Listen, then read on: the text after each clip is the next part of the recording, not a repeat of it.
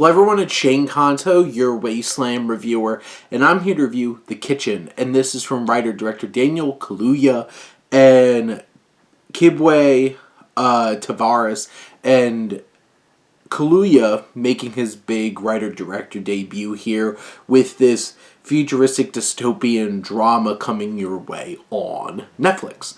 And this is a dystopian future London where all social housing has been eliminated, and Izi and Benji together are trying to navigate living in the kitchen, this place where all the people there refuse to leave their homes and give in to this new futuristic London. And the world building in this is fantastic. You have all the interesting futuristic sci-fi kind of elements that really stand out and create a world around this story that is different and interesting. You have little moments of them going to the barbershop and how it's like changing the hairstyles just on the screen. You can see exactly how your hair looks. All those little kinds of details putting in here, just expanding upon this world.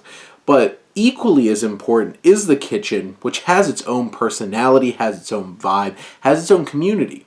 There's a DJ playing his music, and music plays such a big part in this film in terms of creating the atmosphere, but also the personality of the film. And there's many things that work in it that center around that musicality and what that means to these characters and this community. You see, like, urban dirt bikers in cities like Baltimore and stuff like that in modern time here in the real world, and then you have like this slightly different kind of advancement and perspective of that same tradition in this film as well. So it's that combination of things that are normalized to us and slightly more advanced, creating this world that doesn't feel that far out of reach. Now, at the core of it, I think Kano and Jedediah Bannerman, who plays Benji, and Kano, who plays Izzy, I think they both give strong performances, and I think their connection in the writing, I think, is very strong.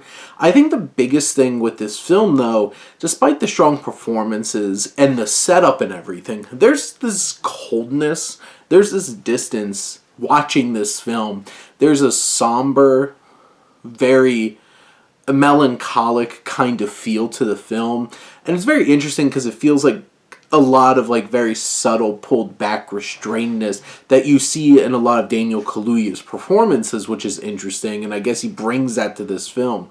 But it's hard for the audience to really feel invested in this dynamic, and there's that coldness as well that just kind of leaves you out there not really feeling as much as you really should based off of exactly what's happening in the plot.